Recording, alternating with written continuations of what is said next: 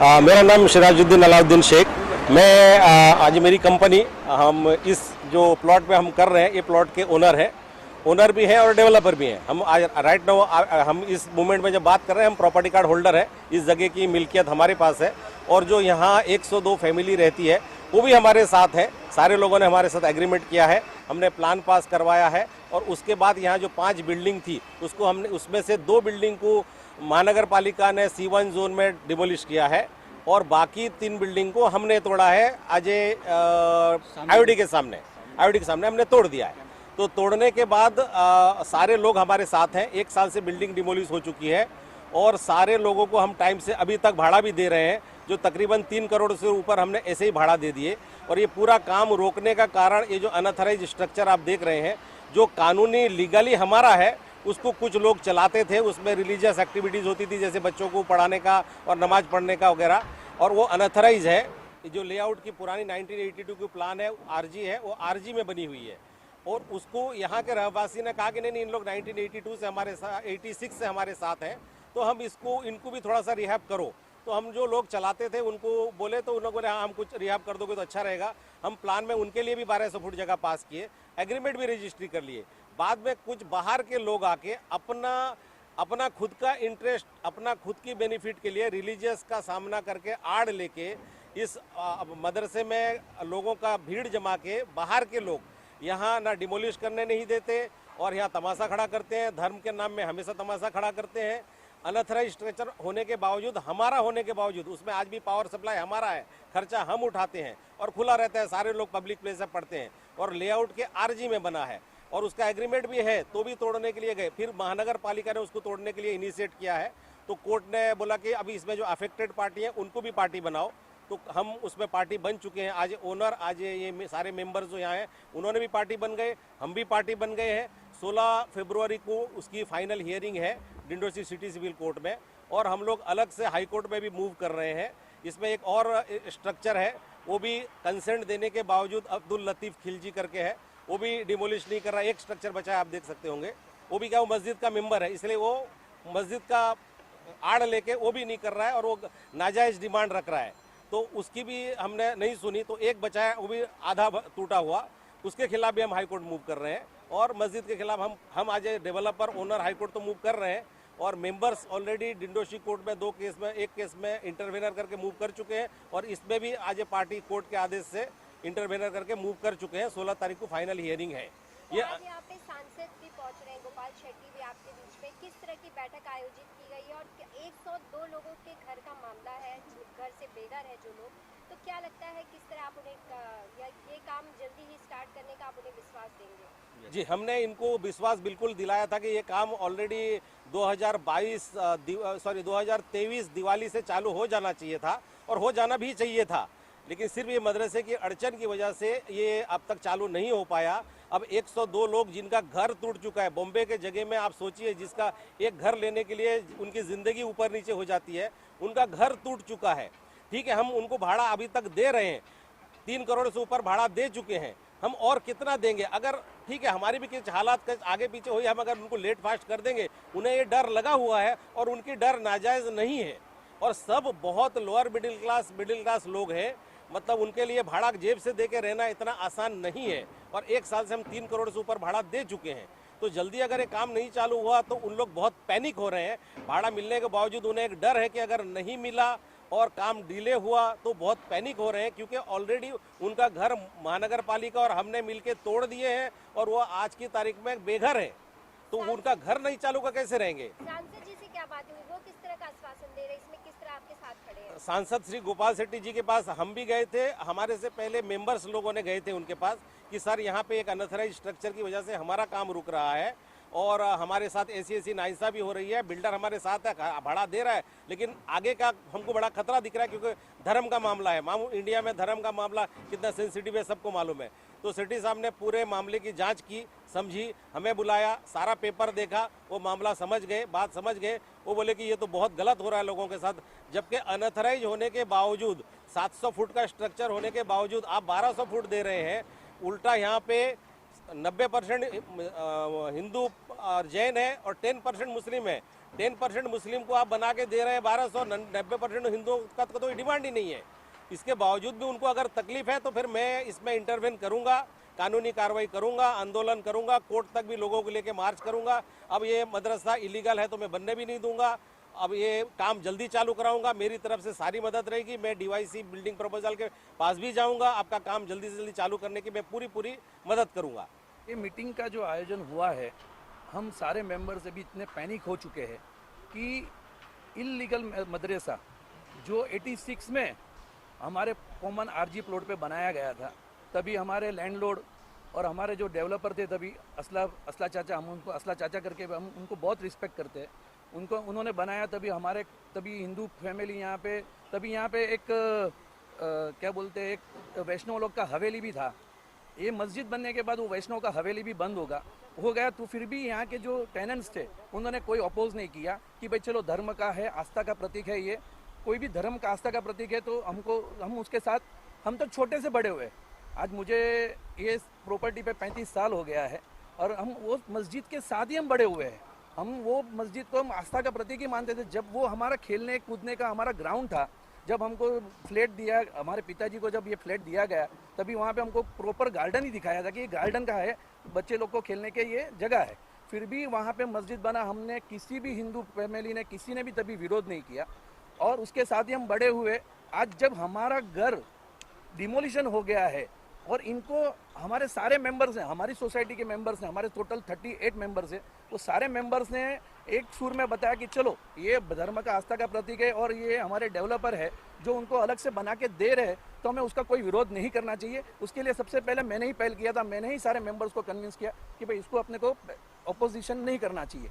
फिर भी आज की तारीख में उनको इतना जगह देने के बाद, लीगल करने के बावजूद, अगर उन लोग के जो कमिटी वाले हैं जो अपना खुद का फायदा देख रहे हैं और हम लोगों को रखड़ा रहे हैं, ये जरासर गलती है। आज हम लोग निकल गए हैं, आज हम भी क्या राम भगवान की तरह 500 साल के बाद ही वापस आएंगे यहाँ पे? हम कैसे आएंगे वापस? हमारा कौन सुनेगा? चलो ये तो हमारा नसीब अच्छा है कि हमारे डेवलपर हमारे साथ है, जो लैंडलॉर्ड, हमने भी उनके ऊपर विश्वास रखे। आज 105 सोसाइटी मेंबर्स, उन्होंने उनके ऊपर विश्वास रख के उनको कन्विंस दिया कि चलो कन्विंस आप रखो और हमको ये बना के दो नया बिल्डिंग, क्योंकि ये सब कॉम्प्लिकेशन की वजह से। वो खुद भी मुसलमान है, वो खुद भी उनके भी हमने वो रखा कि चलो वो मुसलमान है तो उनको हम अपोज नहीं करते। हमने सबको कन्विंस किया कि भाई चलो मस्जिद बनता है बनने दो, मदरसा बनता है बनने दो, वो उनका लुकआउट है। अब हमको जितना चाहिए था उन्होंने ऊपर से हमको ज़्यादा दिया। हम लोग को 25% एक्स्ट्रा मिलने वाला था, उन्होंने 30% हमको करके दिया। इसके लिए हमने कोई अपोजिशन नहीं किया, हमने सब कुछ बराबर कर लिया। मगर आज वही है, हम लोग को वही अच्छाई आज हमारे पे भारी पड़ रही है। आज 40 साल पहले जो आवाज़ उठनी चाहिए थी, आज अभी हमको, जब हमारा घर गया है उसके बाद हमको मालूम पड़ा कि आज 40 साल के बाद हमको ये आवाज़ उठाना चाहिए। इसके लिए ये सारे लोग यहाँ पे जमा हुए हैं कि अब क्या, हमको भी क्या राम भगवान की तरह 500 साल के बाद यहाँ पे आना है? हमारी भी आवाज़ जाएगी कि नहीं सेंट्रल तक, कहाँ जग तक जाएगी? इसके लिए हमने शेट्टी सांसद साहब को भी बुलाया है कि भाई आओ हमारा भी कुछ करो, और हमारे डेवलपर हमारे साथ है, हमको उनके ऊपर पूरा विश्वास है।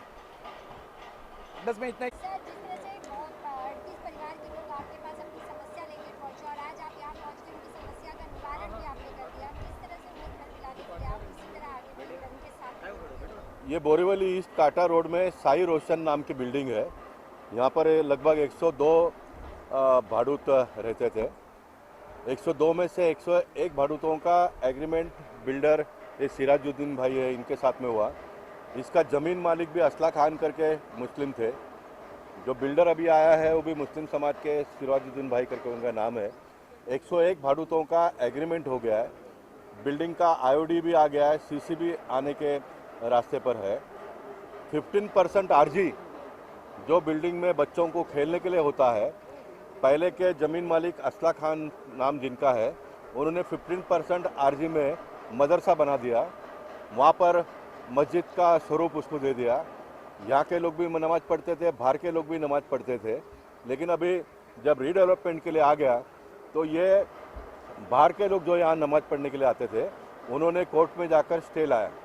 लकीली कहिए अनलकीली कहिए, जो बेंच के पास चला गया तो वहाँ पर भी वो न्यायाधीश थे, वो भी मुस्लिम समाज को बिलोंग करते थे। ये मेरा स्वयं का व्यक्तिगत ये मानना है कि उनका इतना फ़र्ज़ बनता था कि उनके पास मैटर आया है, एक मस्जिद का है, वो उस समाज को बिलोंग करते हैं, तो कम से कम उन्होंने एडमिट करके उसको तारीख दे दिया, स्टे दे दिया। अभी स्टे दिया ना? नहीं, स्टे नहीं दिया, बोला पार्टी बनाओ तब तक फिर सुनवाई करेंगे। हाँ, सुनवाई करने के लिए उन्होंने कहा है। एक सुनवाई हो गई, अभी दूसरा सुनवाई 16 तारीख को है।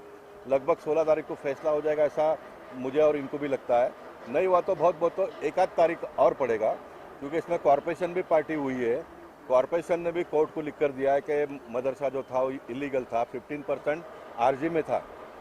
मैं अगर बहुत आगे अगर मुझे कहना है तो मैं तो कहूँगा कि ये सारे सोसाइटी के लोगों ने मिलकर ये मदरसा वालों के ऊपर केस करना चाहिए, क्योंकि इनके बच्चों का खेल कूद का सारा साधन इन्होंने 1986 से 2023 40 साल बच्चों को खेल कूद करने से रोका है।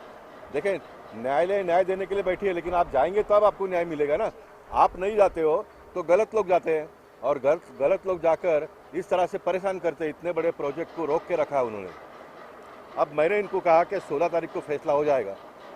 16 तारीख को अगर फैसला नहीं भी होता है, 1-2 तारीख और भी चलता तो उसमें हमको कोई दिक्कत नहीं है। ये सामने इतना मैदान खाली पड़ा है, मैं इनको कॉरपोरेशन को कहकर यहाँ का सीसी दिला दूंगा, ताकि यहाँ पर ये काम चालू हो जाए। पार्ट सीसी मिल जाएगा तो हमारा काम शुरू हो जाएगा, और साथ साथ में इसका जजमेंट भी आ जाएगा। अब हमने एक तय किया कि इस कॉम्प्लेक्स में इलीगल कुछ भी नहीं होगा, बिल्डर के मर्जी से कुछ नहीं होगा, किसी के भी मर्जी से कुछ भी नहीं होगा। जो भी होगा वो लीगल होगा, जो भी होगा वो लीगल होगा। ये हम लोगों ने आज यहाँ पर तय कर दिया है। इसलिए मैंने इनको कहा कि आपको अगर पार्ट काम चालू करना है, और मैं उनको बाध्य करके करवाऊंगा। मैं 18 तारीख को यहाँ पर आऊँगा, 9 तारीख को पार्लियामेंट ख़त्म होता है, 16 तारीख को कोर्ट का डेट है, 17 और 18 को दिल्ली में हमारे पार्टी की 2 दिन की बड़ी बैठक है। मैं 18 को रात को आ जाऊँगा, तो 19 तारीख को अगर ये बुलाते हैं तो मैं सवेरे आकर यहाँ पर नारियल फोड़ के काम चालू करने का भी हम लोग की मानसिकता तय हुई है। इस प्रकार के गलत काम करने वाले लोगों के साथ में लड़ने की मानसिकता करनी पड़ेगी। विद्यार्थी सिंह हमारे यहाँ के कॉरपोरेटर है, यहाँ के एमएलए भी सुनील राणे जी भारतीय जनता पार्टी को बिलोंग करते हैं। मैं member of parliament Bharatiya Janata party को बिलोंग करता हूँ। स्टेट में हमारी सरकार है, सेंट्रल में हमारी सरकार है, और इतना सारा होने के बाद में 102 परिवार को अगर लगता होगा कि हम बेसहारा है, तो ये उनकी सोच है, वो गलत है। आपको पूरा का पूरा प्रोटेक्शन हम सब लोग मिलकर देंगे, और बहुत जल्दी आपको आपका हक का घर मिले, इस प्रकार की एक व्यवस्था खड़ी करेंगे। लेकिन रिलीजन को इस तरह बीच में लेकर डेवलपमेंट को रोकना, इससे कितना आप गलत और सही मानते हैं? देखिए, हमारे देश में लोकशाही है, और ये लोकशाही बहुत सुदृढ़ लोकशाही पूरे दुनिया में माना जाता है। न्यायालय का अपना एक जगह है हमारे लोकशाही में, और न्यायालय का हम सब लोग मिलकर सम्मान करते हैं। अब न्यायालय को गुमराह करके न्यायालय का समय बर्बाद करने के लिए कुछ इस प्रकार के लोग हैं, उसका उपयोग करते हैं, लेकिन वो एक अलग जगह पे है।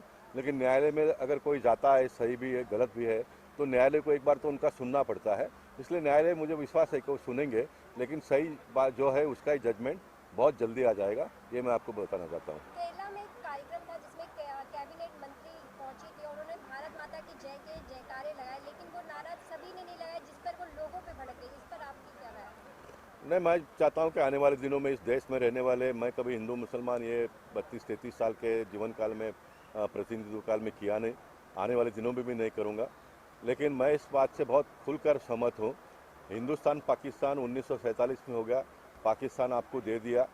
जिनको इस वतन से प्रेम था, उनके बाप दादा यहाँ पर रह गए, उनके बच्चे आज यहाँ पर रहते हैं, वो सुखी से यहाँ पर रहे, और भारत माता को अपनी माता, देखिए मुस्लिम लोग भी मातृ वतन कहते हैं, कैथलिक लोग मदरलैंड कहते हैं, हिंदू लोग मातृभूमि कहते हैं। लफ्ज़ सिर्फ अलग अलग है, लेकिन उसका अर्थ तो सबका एक ही है। तो भारत माता को माता मानने में क्या प्रॉब्लम है? भारतीय जनता पार्टी को आप मत मानिए ना, आपकी सोच अलग है, आपका विचार अलग है, उसमें हमें कोई प्रॉब्लम नहीं है। लेकिन ये पूरा देश हमारा है, ये वतन हमारा है। आप नमाज पढ़ते समय भी मातृभूमि को वंदन करते हो ना, तो इसमें आपको क्या प्रॉब्लम है? इसलिए मैं आपकी जानकारी के लिए 5 तारीख को सोमवार को ये मेरा क्वेश्चन लगा है, 20वें नंबर पर है। मैंने ये प्रपोजल गवर्नमेंट को डाला है कि आने वाले दिनों में 10वीं की परीक्षा में जो भी बच्चे परीक्षा में बैठेंगे, हिंदू हो, मुस्लिम हो, क्रिश्चियन हो, सिख हो, जो भी लोग हो, भारत देश में रहने वाले सभी बच्चों ने 10वीं के परीक्षा के पेपर में हमारा राष्ट्रगान जो है वो लिखना ही चाहिए, उसमें अनिवार्य है। जन गण मन, ये जो हमारा राष्ट्रगीत है वो सभी ने लिखना चाहिए, क्योंकि राष्ट्र का गीत है ना, ये कोई भारतीय जनता पार्टी का सदा वत्सले मातृभूमि ये संघ का है, वो हम गाएंगे, आप मत गाइए। वो आप भी गाते हो तो बहुत अच्छी बात है, लेकिन मातृभूमि जो राष्ट्रगीत है वो तो सबको गाना पड़ेगा। इसलिए ये 20 तारीख को मेरा प्रश्न लगा है, हम आने वाले दिनों में इसका प्रयास करेंगे। ये प्रयास हम किसी को प्रेशराइज करने के लिए नहीं, मैं चाहता हूं कि इस देश में रहने वाले सारे मुस्लिम समाज के बच्चे भी आने वाले दिनों में ये वतन से प्रेम करें, ये मातृभूमि से प्रेम करें। इसलिए राष्ट्रगान जो है वो हमारे देश में जितने भी लोग रहते हैं सब लोगों ने गाना चाहिए, सब लोगों ने गाना चाहिए।